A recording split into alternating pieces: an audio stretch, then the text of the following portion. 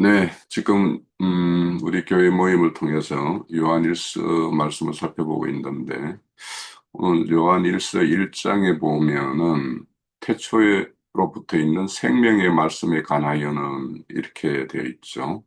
그래서 요한 사도가 요한 서신에서는 생명의 말씀이라고 이렇게 표현하고 있지만 요한복음에는 보면 그 안이라는 것은 말씀 안에 생명이 있다. 이렇게 표현되어 있어요. 그래서, 구체적으로 이제 우리가 성경은 어떤 이스라엘의 역사를 논하는 것도 아니고, 그 핵심 주제는 생명입니다. 성경 전체가 다루고 있는 것은 생명이에요. 그런 차원에서 그 말씀 안에 생명이 있다. 생명의 말씀에 관하여라. 그래서 이제 그 말씀 안에 있는 생명을 직접 요한 사도가 직접 체험적으로 경험한 사실은 보니까 생명의 말씀이다. 그래서 그 본질은 생명에 있다. 이것을 이제 더 강조하기 위해서 생명의 말씀에 관하여는 이런 표현을 쓰고 있어요. 자, 우리 성경에는 단순하게 이제 생명 이렇게 표현하고 있지만 어, 그 생명을 표현하는 그 헬라어에는 보면은 세 가지의 어떤 단어들이 써져 있어요. 그리고 그것을 명확하게 구분을 하고 있어요. 그래서 성경에는 우리 사람을 지을 때 영과 혼과 모음으로 이렇게 지었다라고 이렇게 분명히 표현하고 있기 때문에 사람의 그 생명에는 그 세 종류의 어떤 생명을 기본적으로 안고 있는 것이에요. 그렇지만은 이제 믿지 않는 자, 하나님의 어떤 말씀의 영을 이렇게 영접하여서 그 단절되었던 하나님과의 관계가 회복되지 않은 자에게는 본 생명과 육의 생명만 있게 되죠. 그렇지만 이제 주님을 생명으로 이렇게 영접한 자에게는 영의 생명, 혼의 생명, 육의 생명이 이렇게 예, 존재하고 있어요. 그래서 그것들을 하나하나 좀 살펴보면 우리 생물학적, 이 육신의 어떤 몸의 어떤 생명을 비오스라고 하죠. 그래서 비오스는 육체를 지닌 존재, 즉 사람이나 짐승이나 모든 어떤 생물들, 그들이 가지고 있는 그 유한한 어떤 생명이 있죠. 그래서 그런 것들을 비오스 생명이라 이렇게 표현하고 이것을 우리는 사람을 구분할 때 그 사람의 어떤 생명, 그거에 대한 것이 비오스다. 이렇게 해서 이해를 하면 될 것 같고 그리고 이제 푸시케라고 해서 비오스를 가진 존재로서 그러니까 사람과 짐승이 정신적으로나 감정적으로 거의 존재하는 어떤 생명. 그래서 인간으로 표현하자면 인간의 어떤 자아의 중심이 되는 본적인 생명. 이것을 이제 푸시케 이렇게 구분하고 있어요. 그래서 이거는 우리 그 사람에 대비해서 속 사람의 마음을 이렇게 표현하는 것인데 이것을 성경은 밭이다 이렇게 표현을 해요. 그리고 땅이다 이렇게 표현하기도 하고 자, 이런 어떤 속 사람의 어떤 땅과 마음을 이렇게 표현하는 어떤 그런 푸시케에 대비해서 속 사람의 가장 마음의 어떤 중심 부위를 이렇게 차지하고 있는 영적인 생명. 이것을 이제 조예라고 하는데 이것을 이제 썩지 않을 생명이라고 말을 해요. 조예는 짐승에게는 없죠. 사람만이 가질 수 있고 하나님의 안에 있는 그 본질적 어떤 영원적인 어떤 생명 그것을 이렇게 말씀하고 있는데 이 생명은 로고스 말씀 안에 있다라고 이렇게 말을 하고 있어요. 그래서 이것은 본질적이고 썩지 않을 질적인 어떤 생명이다. 그래서 조예는 어둠을 밝히는 빛으로 이렇게 표현하고 있죠. 요한복음에 보면은 생명의 빛 이렇게 표현해요. 그래서 이 어떤 보이지 않는 조예의 어떤 생명을 이렇게 빛을 통해서 이렇게 우리가 감지하는 것처럼 그렇게 표현을 하고 있습니다. 그래서 생명과 사망을 빛과 어둠으로 이렇게 표현을 하고 있죠. 성경에서는. 그래서 이제 빛과 어둠은 우리가 감지할 수 있는 것처럼 영의 어떤 생명과 영의 생명이 없는 자들은 이렇게 구분이 가능하다라는 거예요. 자, 그래서 우리는 이렇게 새 생명을 가지고 있는 것이 믿는 자들의 어떤 그런 어떤 존재적인 어떤 그 실상이다.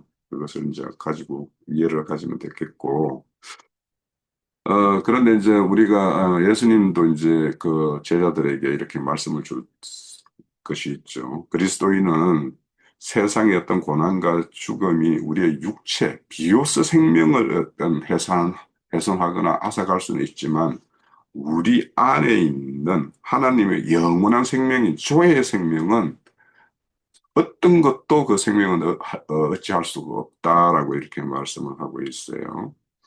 그래서 마태복음 10장 28절에 보면 몸을 죽여도 그러니까 이거는 비로소 생명은 어떻게 훼손을 한다 하더라도 영혼은 능히 죽이지 못하는 자들을 두려워하지 말라 이렇게 말씀을 해요. 그래서 우리는 이 생명의 어떤 본질적인 생명 그러니까 우리가 이 물리적인 역사적 공간에 살아가는 동안에 유한한 그런 어떤 생명의 어떤 차원으로 가지고 있는 어, 이 육신의 몸에 대한 어떤 생명, 이 생명은 언젠가는 이것은 벗어버리는 것. 그래서 우리가 우리의 구원을 말을 할 때 영의 구속과 혼의 구원과 몸의 구속 이런 표현을 쓰는 것은 언젠가는 이 육신의 몸은 이 물질계에서 존재하는 이 몸 못 벗고 우리는 신령한 몸으로 새롭게 입혀질 것 이런 것들을 이제 성경이 증거하고 있으니까 그것을 믿음으로 우리는 취해서 그런 것을 이렇게 소망으로 가지고 있죠. 그래서 이 육신의 몸에 대한 어떤 그런 생명에 대한 좀 분명한 어떤 그런 이해를 가져야지 우리가 흔히 죽어서리 어떻고 뭐 육신의 몸이 영원히 사는 것을 추구하는 어떤 그런 성경과는 전혀 맞지 않는 그런 것을 추구하는 어떤 신앙. 그래서 히브리서에 보면 죽기가 두려워서 일평생 종로로 탄다 이렇게 말씀하는 그런 종로로 타게 만드는 그것이 뭐냐면 육신의 생명에 이렇게 집착하게 만들고 거기에 어떻게 붙들려 있게 하는 이런 것들이 사실은 어떤 사탄마귀의 어떤 고도의 어떤 전략이라는 것을 우리가 알아야 돼요. 우리는 이 육신의 몸을 언젠가는 벗고 하나님께서 어떤 시공간의 어떤 제한도 받지 않는 것처럼 그런 어떤 신령한 몸을 우리는 입는 그것을 믿음으로 취하여서 그것을 이렇게 소망으로 가지는 자들입니다. 또 로마서 8장 10절에 보면 그리스도께서 너희 안에 계시면 몸은 죄로 말미암아 죽을 것이나 영은 그로 말미암아 살아 있을 것이다. 이런 말씀은 여기에서 몸은 죄로 죽을 것이나 하는 것은 우리 몸은 언젠가는 이렇게 벗는 것을 이렇게 말하는 것 그런 차원도 있지만 실질적으로 뭐냐면 옛사람에 의해서 지배되는 그 몸, 그것은 죽여야 되는 거죠. 그러니까 우리 육신의 몸을 하나님의 어떤 의의 병기로 드릴 거냐, 불의의 병기로 드릴 거냐. 하나님은 알지 못하는 자의 어떤 그들이 가지고 있는 이 몸은 불의의 병기가 될 수밖에 없어요. 그러니까 하나님을 아는 자만이 이 몸을 의의 병기로 이렇게 드릴 수가 있는 거죠. 그래서 우리의 어떤 믿음의 선진들이 자신의 몸을 의의 병기로 드리는 것이 바로 드러나는 것이 순교의 모습으로 드러났어요. 그래서 그런 것들을 이렇게 말씀하는 것이다. 그래서 우리 옛사람의 굴종되는 그 몸을 이제는 새 사람, 영의 사람으로서 그에 순종하는 어떤 몸으로 이렇게 들여지는 삶. 그래서 그것을 우리는 로마서 12장에 보면 산제사, 산제물 뭐 이런 말씀도 이렇게 하고 있어요. 또 골로새서 3장 3절에 보면 이는 너희가 죽었고 너희 생명이 그리스도와 함께 하늘 안에 감추어졌다 이렇게 말씀하는데 너희 몸은 죽었고 너희 생명은 그리스도 안에 감추어져 있다 이런 말씀은 비로소 생명은 뭐냐 이것이 현재적인 것과 장래적인 것을 다 같이 이렇게 함의하는 말이에요. 여기서 죽었고라고 하는 것은 언젠가는 죽을 것이고 뭐 이런 말일 수도 있고 그러니까 현재적으로는 옛사람이 굴종하던 거기에서 벗어나서 영의 새 사람에게 이렇게 몸이 이렇게 굴복하여 그의 순종의 어떤 삶. 그래서 육신의 생각대로 사는 것이 아니고 영의 생각대로 사는 그 상태를 너희의 생명이 그리스도 안에 감춰져 있는 이런 상태다. 이렇게 표현하는 거예요. 그래서 너희는 죽었고 비로소 생명은 언젠가는 벗을 것이나 너희가 하나님으로부터 그 본질적으로 로고스의 안에 있는 그 생명이 너희 안에 이렇게 거하면 그 생명은 영원히 그리스도와 함께 이렇게 할 것이다라는 것을 이렇게 말씀하고 있는 것이 골로새서 3장 3절의 말씀이에요. 그래서 이런 것들도 항상 현재적으로는 어떠하고 장래적으로는 어떠할 것인가 이런 두 방면의 어떤 말씀으로 우리가 취할 필요가 있어요. 그래서 너희는 죽었고 그리스도와 연합할 때 이미 시작된 영적 사실로서 죄와 자기 중심적인 옛사람은 죽음에 넘겨버렸고 새 사람으로 사는 상태이고 이것을 감춰져 있는 것으로 드러나죠. 이것이 하나님 그리스도 안에 감춰져 있지만은 이게 겉으로 드러나지는 않잖아요. 그렇지만 그가 행하는 말이나 행동이나 이런 어떤 그런 행실이나 이런 것들을 보면 그 안에 영원하신 생명, 거룩한 생명, 그가 함께하고 있다라는 것은 어, 알 수가 있는 거죠. 세상 사람은 모른다 하더라도 우리가 하나님의 영과 접촉되어 있는 그런 사람이면 저 사람은 산 생명을 가진 자다. 이런 것들을 우리는 충분히 구분할 수가 있습니다. 자, 진정한 죽음과 어둠은 물리적인 생명, 비오스의 끝을 의미하는 것이 아니라 생명의 빛이 부재한 것, 부재한 상태, 즉 하나님과 단절된 무지의 어떤 상태, 이런 상태를 진정한 죽음이라고 이렇게 말씀해요. 빛의 결핍이 어둠이듯이 조해의 결핍이 참된 죽음이다라는 것을 이제 말하고 있죠. 이 사실을 깨달은 그리스도인들은 비오스가 겪는 육신적인 고통이나 물리적인 죽음 자체를 가장 큰 비극으로 보는 것이 아니라 도리어 생명의 근원이신 하나님과 인격적 아는 것, 하나님에 대해서 아는 것이 영생이라고 했죠. 야다. 그것이 희미하거나 빛 가운데 행하는 교제로부터 멀어진 상태, 이런 상태를 이제 영적 단절이라고 하고 이런 것이 가장 우리가 두려워해야 하고 믿는 자가 가장 고통스러워하는 어떤 이런 것이 되어졌을 때 그 사람이 그래도 영의 사람이기 때문에 이런 것을 고통으로 인식하고 하는 거죠. 그래서 고난 속에서도 흔들리지 않는 현재의 기쁨을 유지하기 위해서는 초예에 참여하는 상태, 그 상태가 됐을 때 그 안에 영생이 있어요.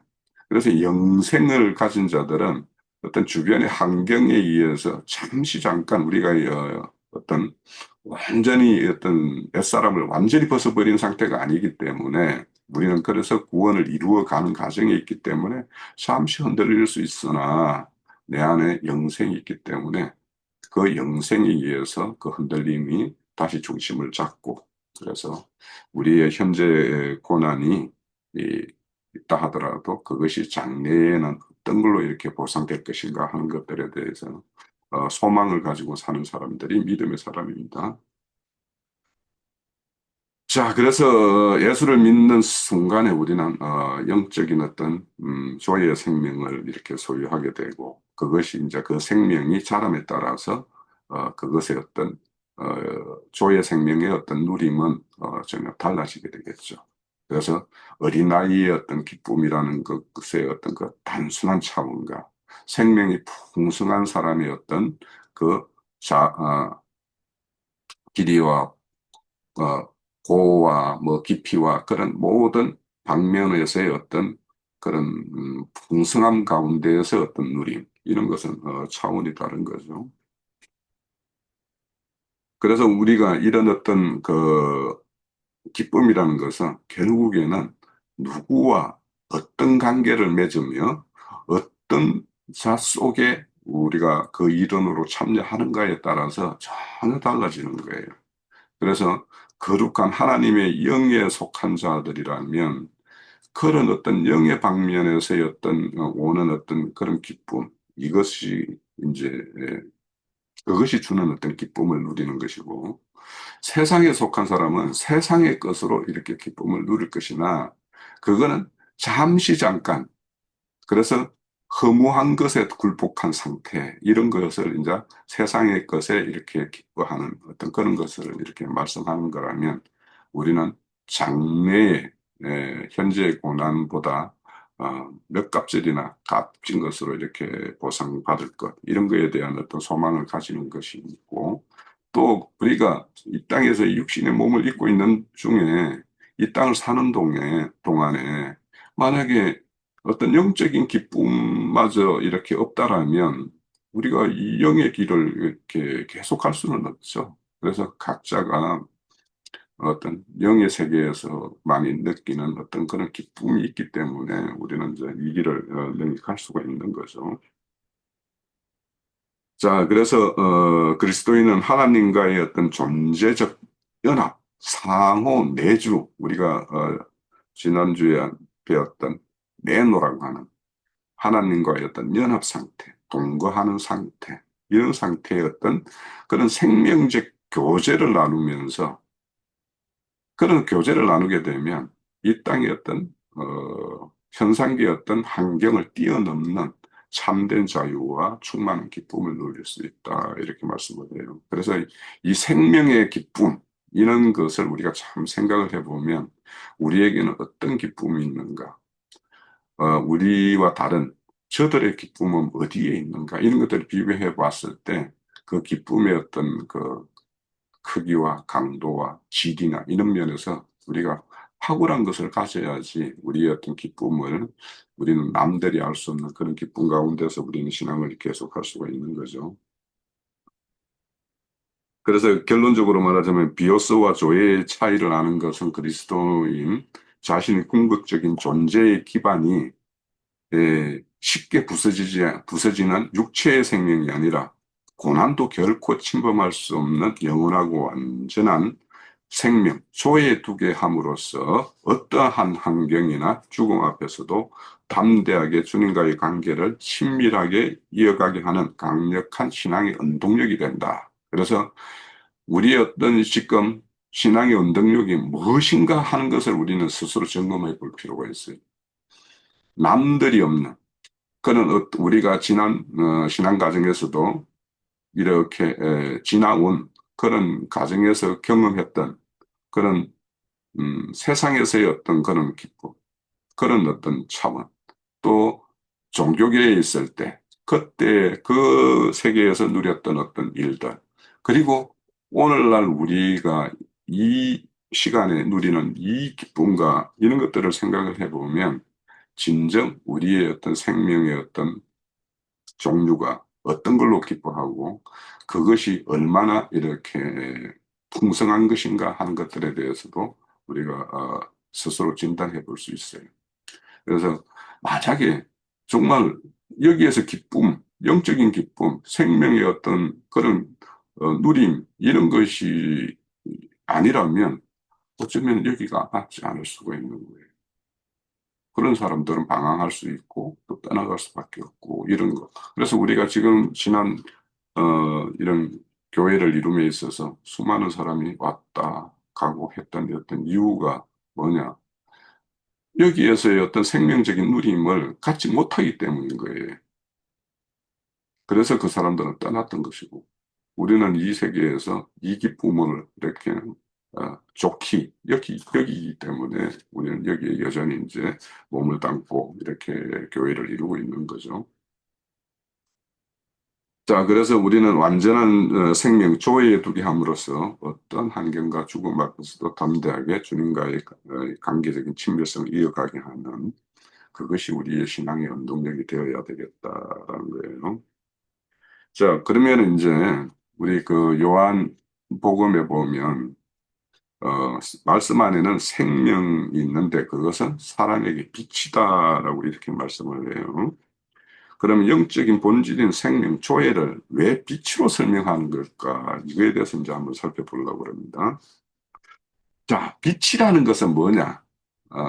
우리가 빛이 없으면은 어떤 사물도 구분하고 볼 수가 없죠. 칠흑 같은 어둠 속에서는 우리가 늘 익숙한 그 공간에서도 어떤 것이 어디에 있는지 정확하게 그것이 이치를 알지가 못하니까 그렇게 익숙했던 것들도 내가 이렇게 움직이면 모든 것이 장애물이 되죠. 부딪히고 이렇게 되죠.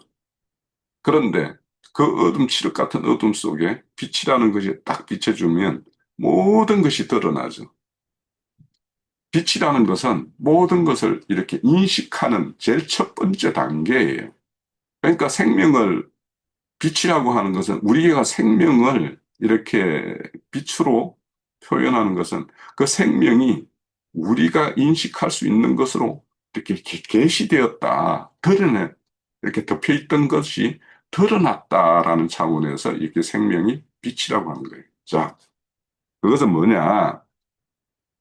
보이지 않는 하나님, 여호와 하나님이 우리 눈에 보이는 하나님으로 우리가 인식할 수 있는 하나님으로 그래서 요한 사도가 우리는 그가 말한 것을 들었고 보았고 심지어 만지기까지 했다. 이렇게 말씀을 하잖아요.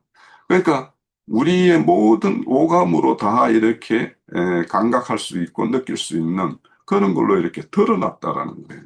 그래서 빛이라고 하는 거예요.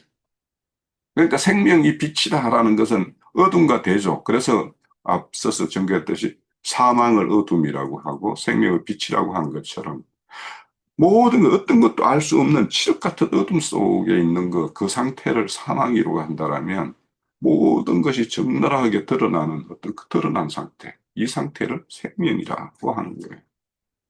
그래서 성경이라는 것은 우리가 지금까지 생명의 종류도 육의 생명, 혼의 생명, 영의 생명이라고 살펴봤지만 예수님이 이 땅에 오심으로 인해서 그분을 통해서 몸과 혼과 영의 생명의 그 온전한 원형이 어떤 것인가를 우리는 예수님을 통해서 이렇게 볼 수가 있었던 거예요. 그러니까 우리가 드러나는 것, 겉으로 몸의 형태로는 예수님이나 그 당시 뭐 사람이나 오늘날 우리와 같이 이 몸이라는 것은 그냥 똑같이 인식을 할 수 있어요. 그렇지만 그 생명의 본질인 혼과 영의 생명이 예수님 이 땅에 오셔서 우리에게 보여줬어요. 뭘로? 말로서. 이 사람의 말이라는 것은 그 사람 안에 내면의 어떤 세계에 쌓여 있는 것, 채워져 있는 것, 이것이 드러나는 것이 말이잖아요. 그죠? 그래서 예수님의 말로서 보이지 않는 혼생명과 영생명을 드러내셨어요. 그리고 그분이 취하는 어떤 태도, 어떤 사람에게 어떤 태도를 취하고 어떤 사람에게는 어떤 태도를 취함으로 인해 가지고 그런 태도를 통해서 주님 안에 있는 본생명과 영생명을 우리에게 보여주셨어요. 그리고 그분이 모든 것을 행함에 통해서도 그분이 가지고 있는 본생명과 영생명을 드러내 보였어요. 그래서 우리가 예수님의 어떤 그런 행적들, 그런 것들을 기록한 우리 성경의 어떤 말씀들, 그리고 그거를 이런 말씀을 통해서 먼저 예수님에 대한 어떤 실상을 알고 깨달은 사람들의 어떤 증언하는 그 입술의 어떤 열매들을 통해서 우리는 그분의 혼생명과 그분의 영생명을 이렇게 인지할 수 있는 거예요. 그러니까 말씀이 아니고는 그분의 기록된 말씀이나 정언하는 정언자의 말을 통하지 않고는 우리가 그분의 온전한 걸 알 수가 없어요. 그러면 그분들이 증거하는 말은 예수님 이 땅에 와서 몸소 행했던 모든 것들이 다 포함되는 말이에요. 그분이 33년 동안 살았던 모든 인생의 행적, 모든 것이 정언의 입술이고 기록된 말씀 속에 다 기록되어 있어요. 그 속에서 우리는 예수님의 하나님의 보이지 않는 본생명과 영생명을 우리는 알고 접촉할 수 있는 거예요. 그래서 그 생명과 접촉되었을 때 우리는 그에 속한 자가 되고 그와 같은 생명을 분배받은 자가 되는 거예요. 그래서 우리가 그런 차원에서 생명을 빛이다 하는 것은 빛은 드러내 보이는 어떤 계시성을 말한다. 자, 생명 자체는 눈에 보이지 않는, 그래서 감춰 있는 어떤 것이나 이것은 그것을 빛이라는 보이는 어떤 인식할 수 있고 감각으로 느낄 수 있는 그런 걸로 이렇게 드러난 것이 예수님이에요. 그래서, 어, 그분 안에 있는 생명을 빛이라고 표현하고 있는 거예요. 자, 비유하자면 생명은 태양이라는 그 자체이고 빛은 그 태양을 감지할 수 있는 그런 강선으로 우리에게 이렇게 비춰주죠. 우리는 강선이라는 게 없으면 저 빛의 근원인 저 태양을 우리는 누가 어떤 걸로 설명해도 이해할 수가 없어요.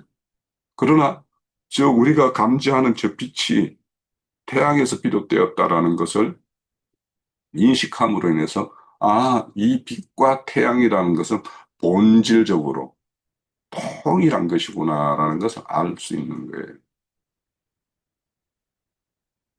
그래서 그 자체 태양을 뿜어져 나오는 그것에서 세상으로 비추는 어떤 강성과 같다. 그러니까 예수님은 눈에 보이지 않는 그 하나님이 이 세상 우리가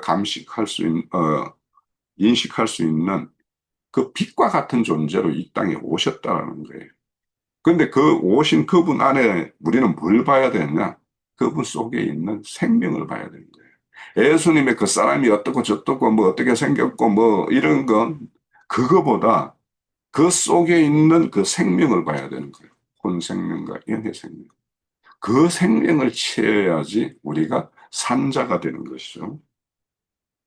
자, 그런 것을 말씀을 하고 있고. 그리고 또 왜 이게 생명을 빛이라는 어떤 표현을 했을까 하는 것은 우리 창세기 1장 1절에 보면 그 하나님이 그 첫째 날에 행하신 게 뭐냐면 빛이 있어라 하셨죠.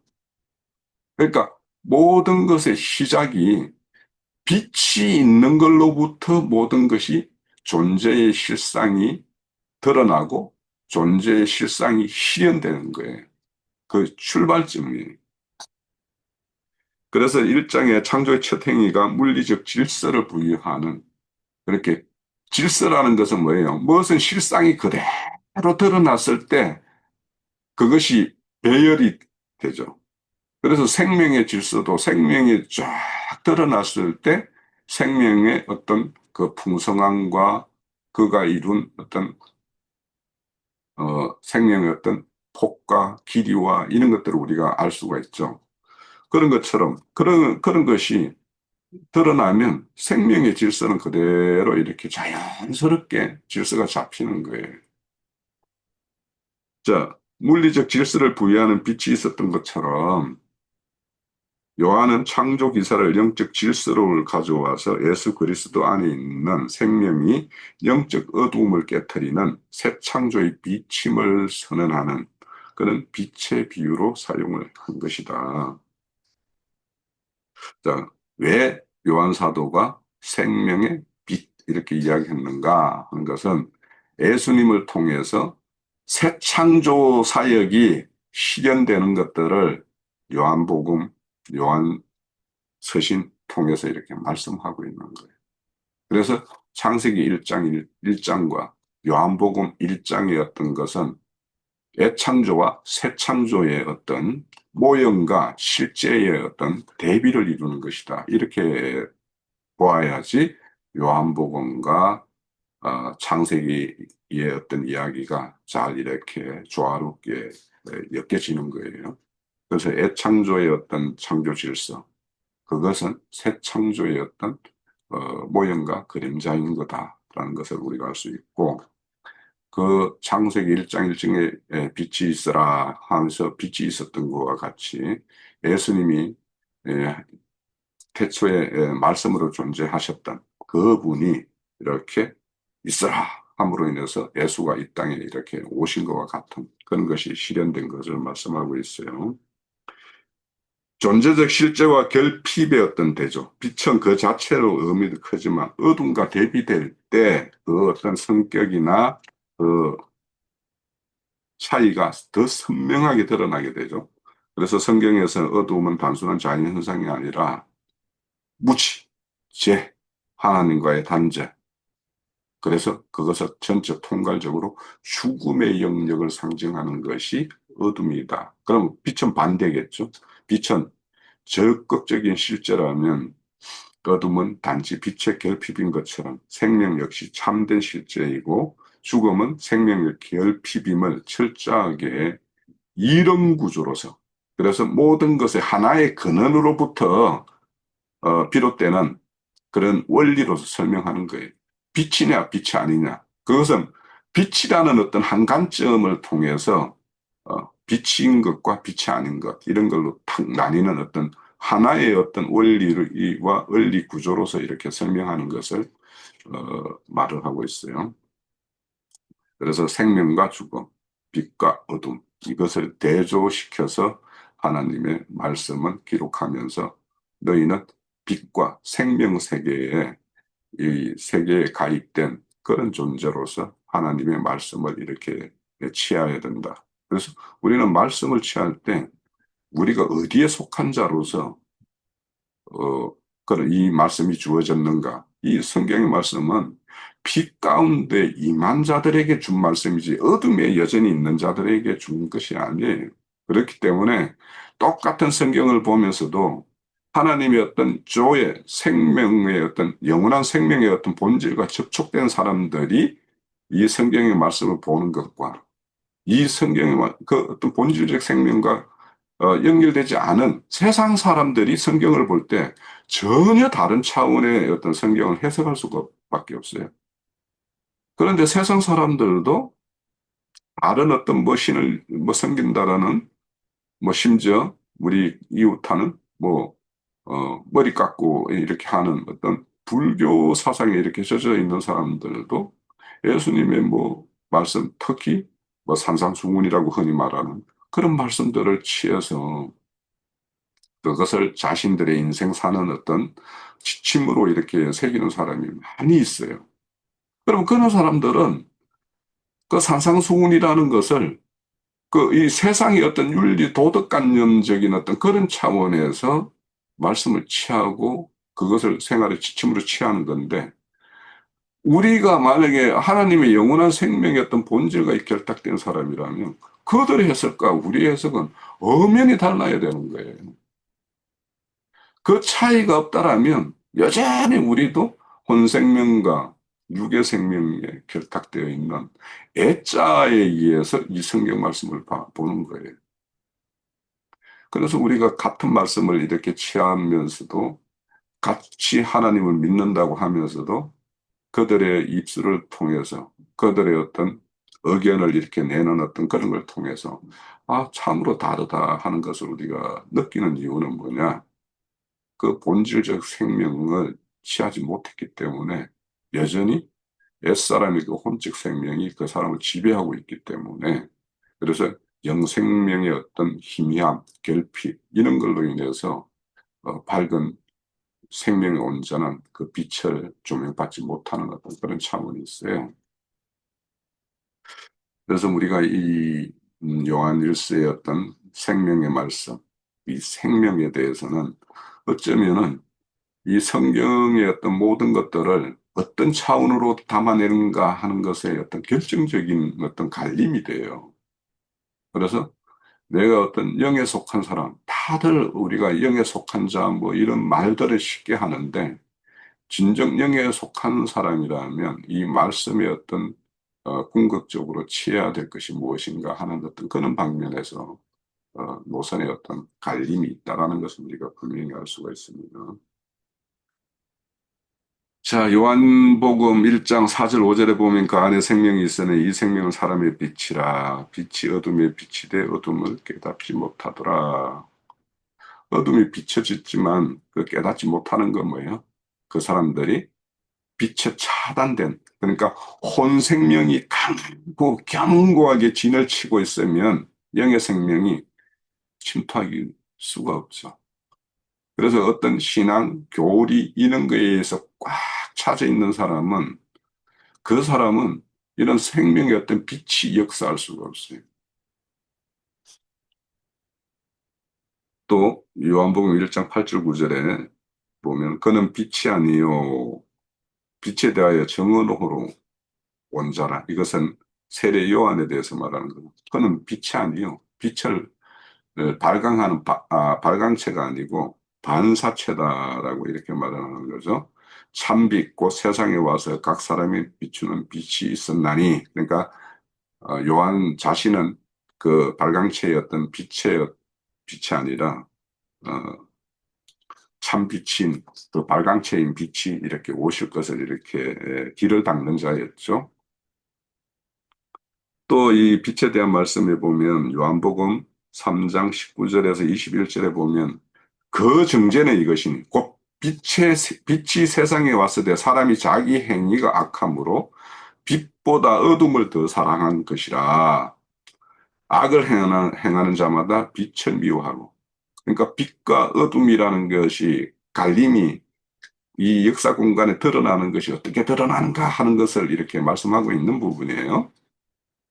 빛을 오지 아니하나니 이는 그 행위가 드러날까 하며 진리를 따르는 자는 빛으로 오나니 이는 그 행위가 하나님 앞에서 행한 것임을 나타내려 함이라.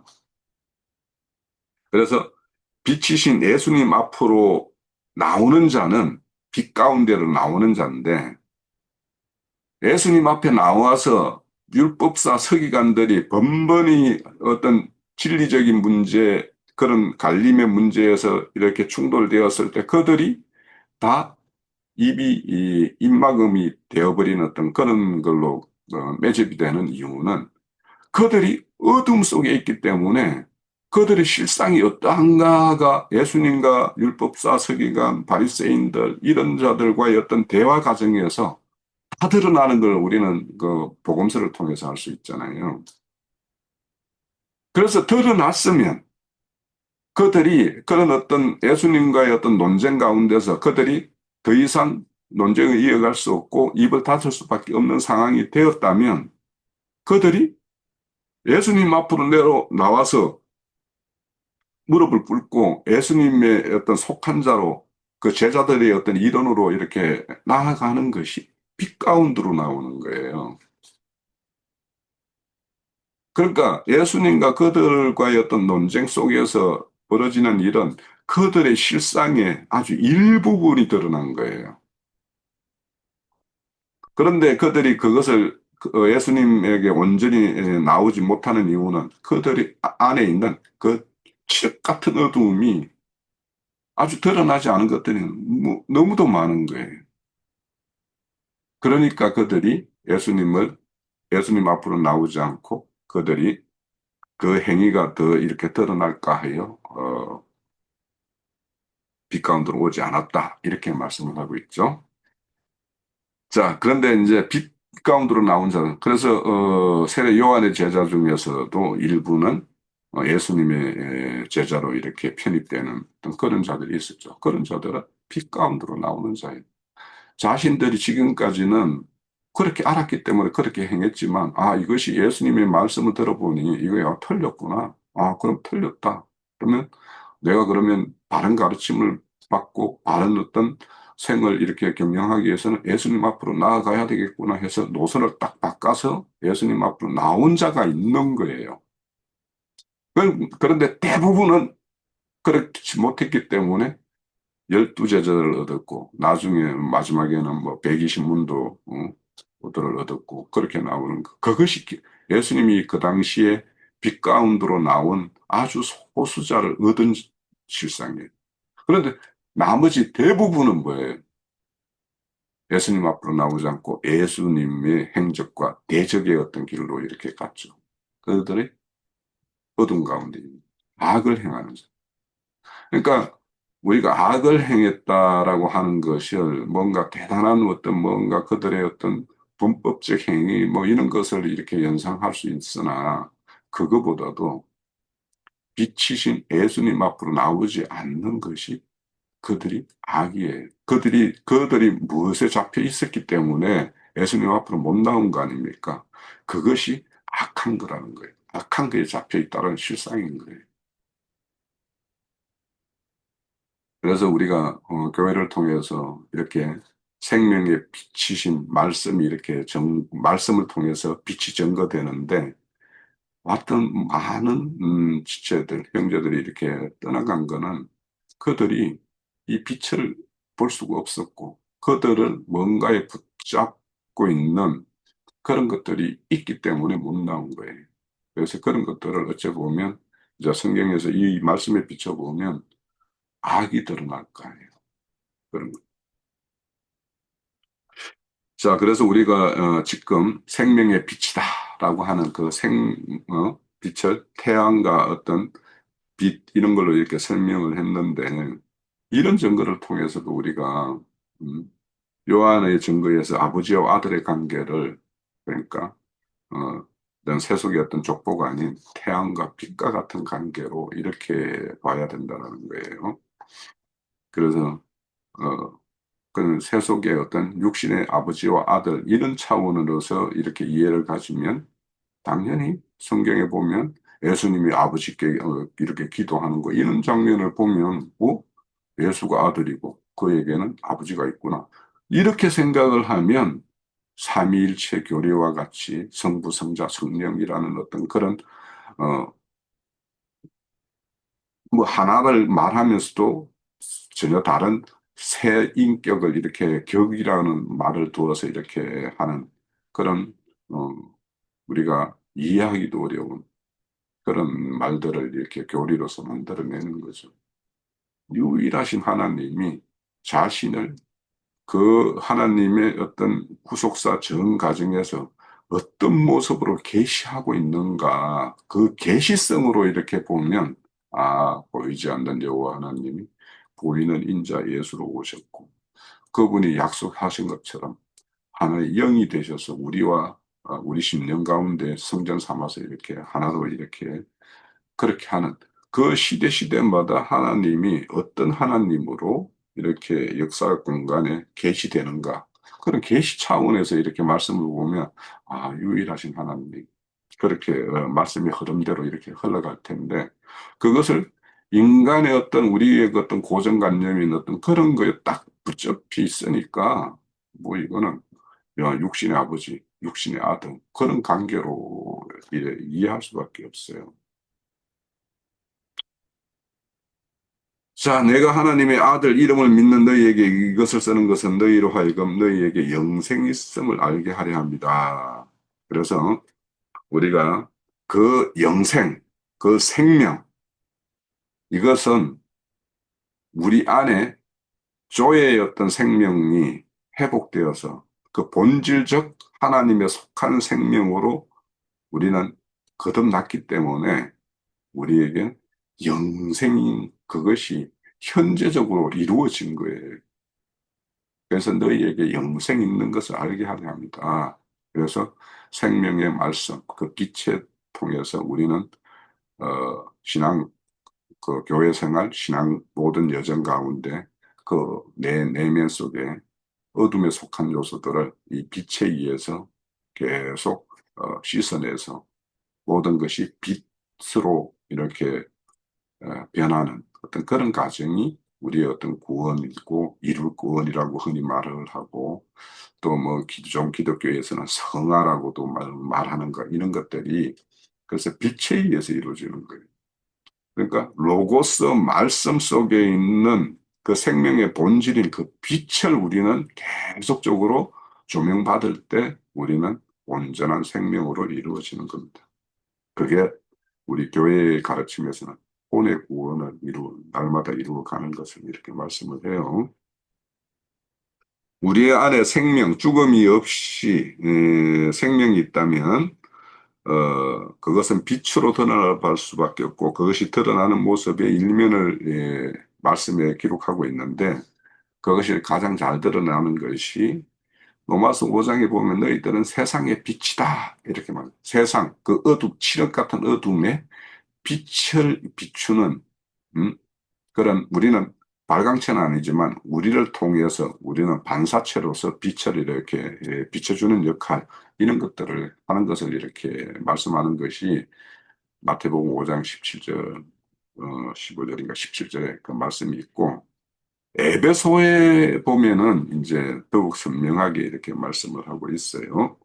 에베소서 5장 9절에서 14절에 보면 너희가 전에는 어둠이더니 어둠이라는 건 뭐예요? 무지 하나님과의 어떤 단절, 이런 상태를 어둠이라고 말하죠. 그래서 어떤 사망 속에, 세계에 속한 자였더니, 이제는 주 안에서, 너희들이 주 안으로 이렇게, 그 이치를 옮김으로 인해서 빛이라, 빛의 자녀처럼 행하라. 너희들은 어둠에 속한 사탄 마귀 세상에 속한 자들이었던 너희가 이제는 주님 강명한 세계 빛의 세계로 이렇게 옮겼으니 너희는 빛의 자녀로 행하라 이런 말씀을 해요.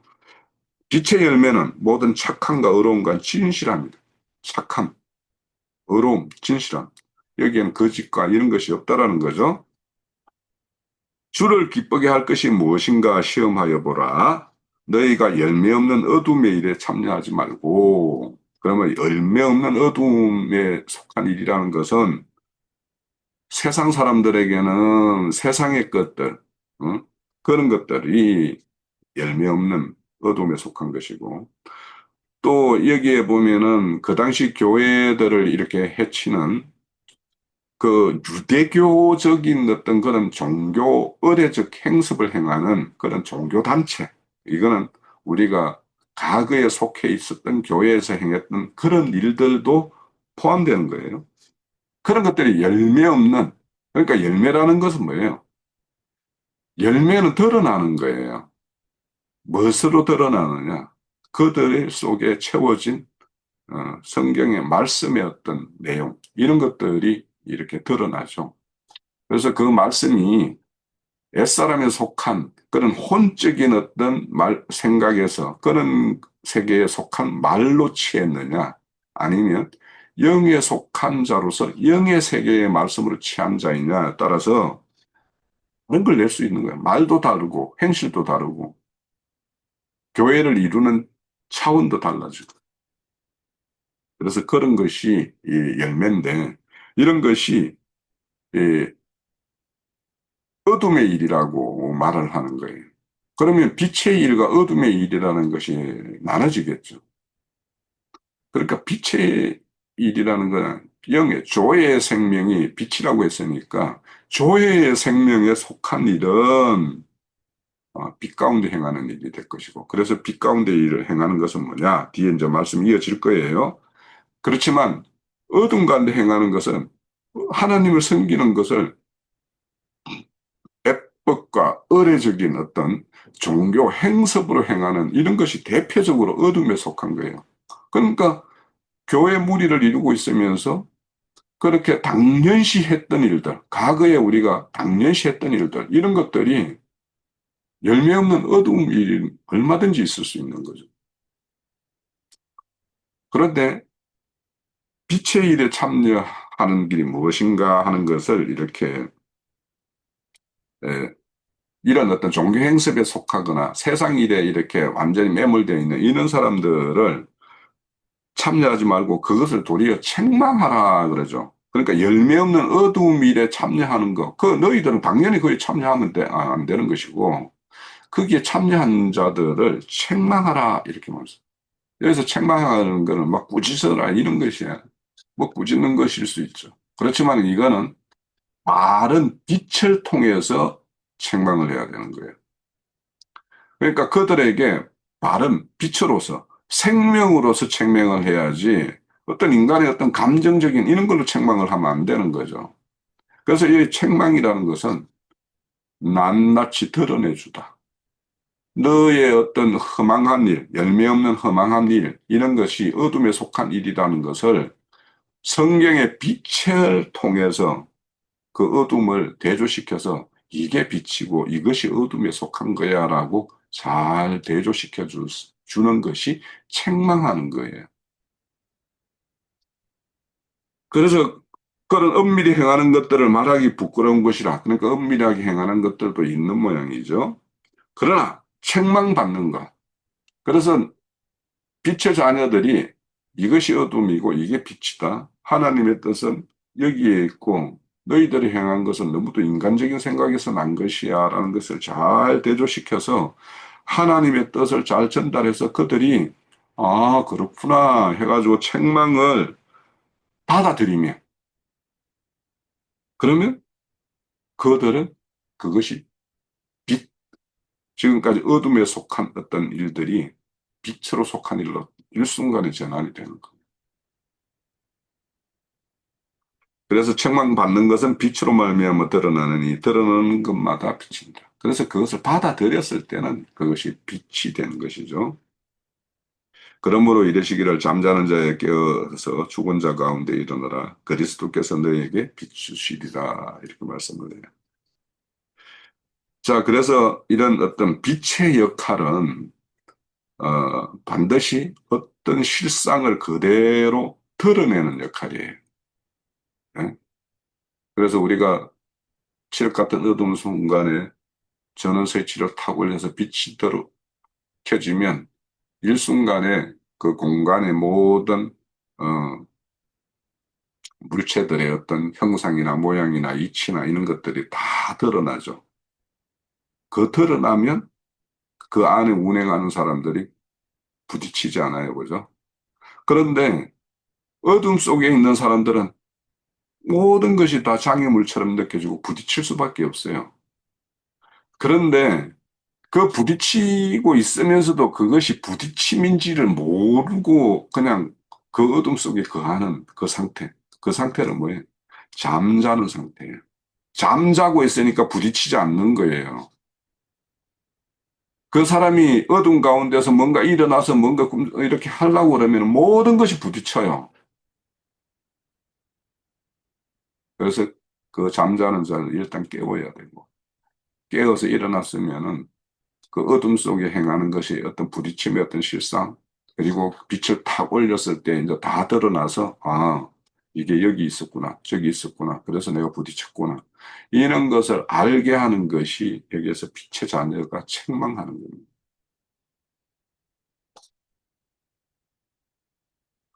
그래서 빛은 구원과 심판을 그대로 폭로를 하는 거예요. 무엇이, 무엇이 심판받을 일이고, 무엇이 구원받을 일인가. 이것이 계시적으로 드러내주는 것이 빛이에요. 그래서 빛의 자녀로 행한다라는 것이 무엇인가를 이런 걸 통해서 이제 우리가 알아야 돼요. 무엇이 구원이고 무엇이 심판 쪽이냐. 빛의 어두운 것을 밝혀주는 동시에 숨겨진 것을 드러내는 성질을 가지는데 하나님의 생명의 빛이 세상에 비치면 사람들에게 구원의 길을 제공하지만 동시에 자신의 악한 행위 때문에 빛보다 어둠을 더 사랑하는 자들의 죄악이 드러나게 됩니다. 즉, 생명의 빛은 구원을 베푸는 동시에 심판을 드러내고 인간에게 영적인 선택을 요구하는 역할을 합니다. 인간 존재의 실상의 방향을 회복시키기는 어떤 빛의 역할이 있죠. 영적으로 어둠 속에 있는 인간의 어떤 삶의 방향과 정체성을 상실하고 있고 하나님과 단절된 상태에 놓여 있는데 이런 자들에게 빛은 인간에게 나아갈 길을 보여주고 그 존재의 어떤 의미를 규정해주고 따라서 생명의 빛은 상실된 인간의 존재와 방향성, 그 가치를 회복시켜주는 결정적인 은혜를 입혀주는 것이 빛입니다.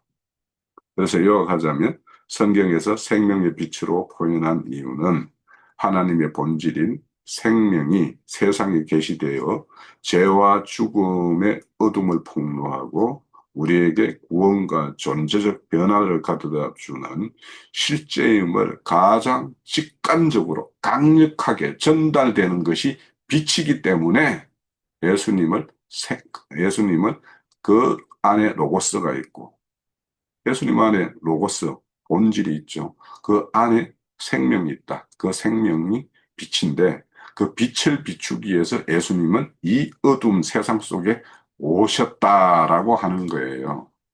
예수님을 통해서 빛을 감지해야 되고, 내가, 어둠 속에 있었구나라는 것을 알아야 되고, 그래서 내가 포지션을 빛 가운데로 옮기고, 그 빛을 통해서, 그 로고스 안에 있는 생명의 본질인 영과 혼의 생명, 속생명을 건강하고 풍성하게 이루는 것. 이것이 우리의 신앙과 교회 생활의 어떤 목적이다라는 것이죠. 자, 일단 생명에 대해서 첫 시간은 이 정도로 하고 또 이어서 둘째 시간을 가도록 그렇게 하겠습니다.